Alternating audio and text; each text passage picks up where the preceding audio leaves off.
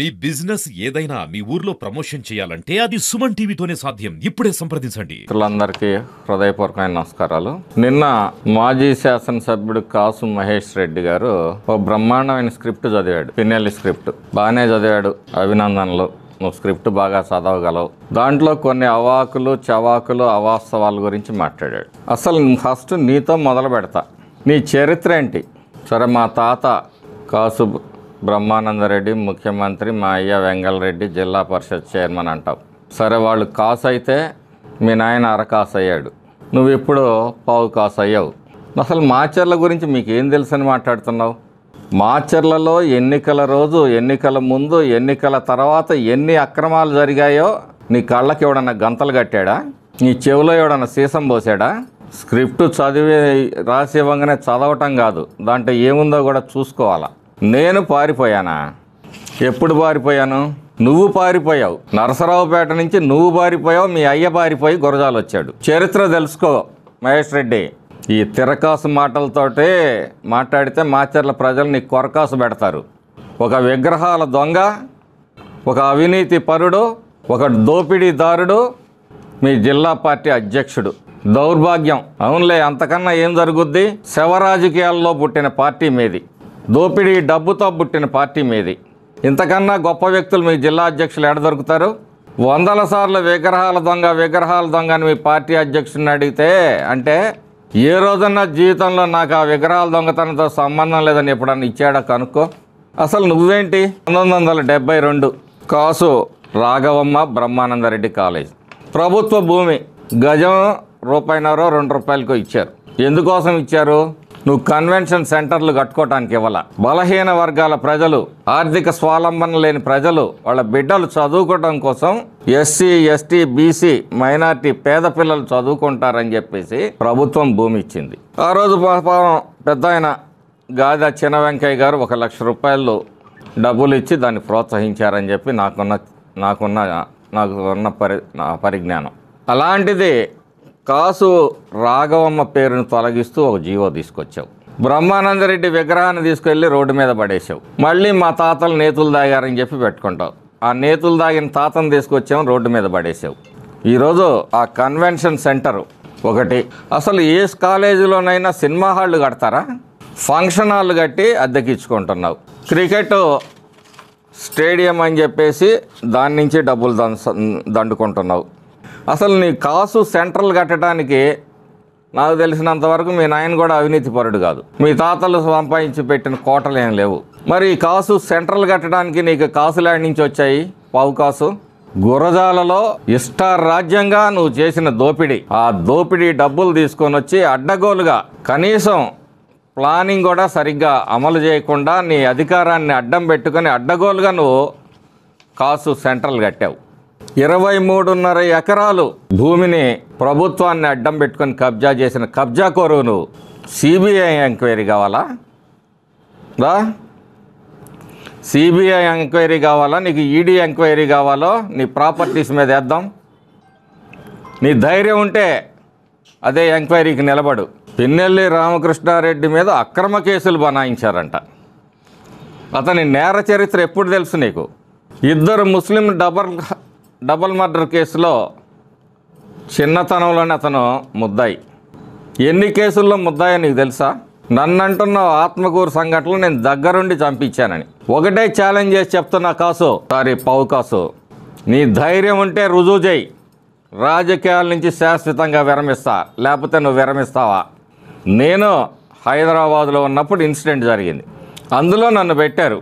Case గ్రావిటీని బట్టి నన్ను delete చేయడానికి చేస్తే ప్రభుత్వం మీద చెడ్డ పేరు వస్తుందనే ఉద్దేశంతో ఆ రోజు దాన్ని కంటిన్యూ చేశారు. గుండ్లపాడు గురించి నీకేం తెలుసు? అసలు గుండ్లపాడు ఎక్కడుందో నీకు తెలుసా? నీకు లైమ్ స్టోన్ మైన్ ల్యాడ్ ఉన్నాయి, క్వాడ్జి మైన్ ల్యాడ్ ఉన్నాయో తెలుసు, కానీ పల్నాడులో నువ్వు ధైర్యం ఉంటే రా మాచర్ల. ఆయన ఏదో అభివృద్ధి ఎరగదీశాడని చెప్తున్నావు కదా, ఆయన చేసిన అభివృద్ధి ఏందో చూపిద్దురా. ఒక నేషనల్ హైవే లావు శ్రీకృష్ణదేవరాయలు గారు తీసుకొని వచ్చారు, ఆ మాట వాస్తవం. దానికి ఎవరైనా అంగీకరించాల్సిందే. ఒక పల్లెలో సిమెంట్ రోడ్డుకి గతి లేదు, ఈయన నేషనల్ హైవే తీసుకొచ్చాడంట. వరిగపూడి సెలం ప్రాజెక్టు గురించి మాట్లాడుతున్నావు. 50 ఏళ్ళు పల్నాడు ప్రజలు జరిగిన అభివృద్ధి ఏంటో చెప్పండి. అంటే అభివృద్ధి అంటే మాచర్ల ఎమ్మెల్యే ఒక 2,000 కోట్లు సంపాదించగానే అభివృద్ధి కాదు, నువ్వు ఒక 1000 కోట్లు సంపాదించగానే అభివృద్ధి జరగదు. అంటే రాజు బాగుంటే ప్రజలందరూ ఫీల్ అవ్వాలేమో, వీళ్ళ అధికారాన్ని వీళ్ళ సంపదని వీళ్ళు కూడా ఫీల్ అవుతూ ఆనందంగా బతకాలేమో. కక్కిన కూటి కోసం ఆశపడ్డవాడివి నువ్వు. ఏ రోజో పెద్దలు కట్టిస్తే ఈరోజు ఆ కక్కిన కూటి కోసం జీవోలు తీసుకొచ్చి 2 జీవోలు రాఘవమ్మ పేరుని పెద్దావిడ పేరుని తొలగిస్తూ ఒక జీవో తీసుకొని వచ్చావు. క్రికెట్ అసోసియేషన్ నిధులతో కాలేజీలో క్రికెట్ గ్రౌండ్ ఏర్పాటు చేసి కోచింగ్లు పెట్టి డబ్బులు వసూలు చేసుకుంటున్నావు. తిక్కవరపు సుబ్బరామిరెడ్డి కళావేదిక కట్టిస్తానని చెప్పి దాంతో కన్వెన్షన్ హాల్ కట్టించుకున్నావు. అతనేదో ఇప్పుడు నరసరావుపేట టికెట్టు ఆయన కాళ్ళ మీద పడితే ఆయనకి ఇప్పిస్తాడని పాపం ఎగేసుకుంటూ మాట్లాడుతాను. ఆ పడేదేదో ఆ జగన్మోహన్ రెడ్డి కాళ్ళ మీద పడు, నీకు నరసరావుపేట టికెట్ దక్కొచ్చేమో. దొంగలకు దొంగలు సపోర్ట్ అన్నట్టుగా మాచర్ల దొంగకి మరి ఈయన నరసరావుపేట దొంగనాలనో గురజాల దొంగనాలో నాకు అర్థం కావట్లేదు. నేను వారిపోయానని మాట్లాడతావా నువ్వు? నా పిల్లలు చదువులకు వచ్చారు, నేను వెళ్ళి నా పిల్లలు, నాకు ఆ రోజు ఇన్ఛార్జి బాధ్యతలు కూడా లేవు కాబట్టి నా పిల్లల్ని చదివించుకుంటూ నేను గుంటూరులో ఉన్నా. అసలు నీ పిల్లలు ఎక్కడున్నారు? నీ ఫ్యామిలీ ఎక్కడుంది? పల్నాడులో ఉందా నీ ఫ్యామిలీ? ఏనాడన్నా ఒక నెల గురజాల నియోజకవర్గంలో 5 ఏళ్ల శాసనసభ్యుడిగా నీ ఫ్యామిలీ ఎప్పుడన్నా గురజాలలో ఉందా? అవాకులు చవాకులు. Medical college, Brahmanapalli medical college సమీపంలో టీడీపీకి చెందిన ఓ నాయకుడు వెంచర్ వేస్తే నీ అనుచరులు తప్పుడు డాక్యుమెంట్ సృష్టించి అతన్ని బెదిరించి డబ్బులు దండుకున్నారు. నీ కుటుంబానికి చరిత్ర మా తాతలు నేతులు దాగారని నువ్వు చెప్పుకుంటున్నావు.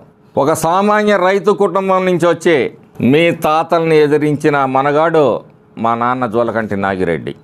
ఆ రోజు 2వ పార్టీ లేదు, ఒకటే పార్టీ, కాంగ్రెస్ పార్టీ. మీ నాన్న గురజాలు వస్తే మీ నాన్ని గురజాల్లో ఓడించింది మా నాన్న అని చెప్పి కూడా గుర్తు చేస్తా ఉన్నా.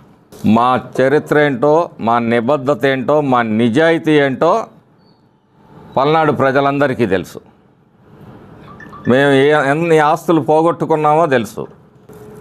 నీలాగా మరి కన్వెన్షన్ సెంటర్లు మేము కట్టట్లేదు. ఇన్నేళ్ల రాజకీయాలు, 62 ఏళ్ల రాజకీయాల్లో ఉన్నాం మేము, మా కుటుంబం. నీలాగా కన్వెన్షన్ సెంటర్లు ఏం కట్టట్లేదు కదా, షాపింగ్ మాల్లు కట్టట్లేదు కదా. దోచుకున్న సొమ్ముతోటి నీ బ్రతుకేంటో కన్వెన్షన్ సెంటర్ తోటే నరసరావుపేట ప్రజలకు తెలిసింది, పల్నాడు ప్రజలకి తెలుసు. ఈ డబ్బంతా గురజాల నుంచి దోచుకొచ్చింది అని చెప్పేసి. ఇక అభివృద్ధి చూపిస్తావా? రా మాచర్ల రా, నీకు ధైర్యం ఉంటే మాచర్లు వచ్చి మీ పిన్నెల్లి చేసిన అభివృద్ధి ఏంటో, అరాచకం ఏంటో, దౌర్జన్యం ఏంటో, దుర్మార్గం ఏంటో, దోపిడీ ఏంటో నేను చూపిస్తా. పిన్నెల్లి చేసిన అభివృద్ధి ఏంటో నువ్వు చూపిద్దురా. కొత్త సాంప్రదాయానికి తెరలేపావంట. ఉన్నం నరేంద్ర కేసులో ఎరపతినేని శ్రీనివాసరావుని ఇరికిచ్చింది ఎవరు? మీరు కాదా? ఈరోజు కొత్త సాంప్రదాయానికి తెరలేపింది మీరు.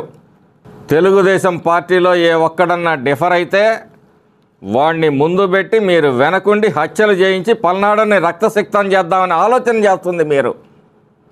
ఈ బృహన్నల కూతలో మానుకోమని చెప్తున్నా మహేష్ రెడ్డి.